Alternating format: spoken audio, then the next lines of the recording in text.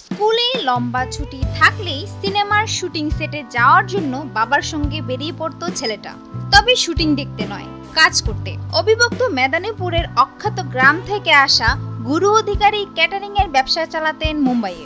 বিভিন্ন শুটিং ইউনিটে খাবার জোগানের কাজ করতেন তিনি। এদিকে ছুটি থাকলেই বাবাকে সাহায্য করত ছেলে দীপক। রান্না করতে না পারলেও বাজার করা, কর্মীদের কাজ তদারকি করাই ছিল দীপকের দায়িত্ব। ইয়েস বস সহ আরো অনেক সিনেমায় শাহরুখ খানকে নিজের হাতে খাবার পরিবেশন করে দিয়েছিলেন সেই ছেলেটি। দরকার পড়লে বাসনপত্র পরিষ্কার করতেন।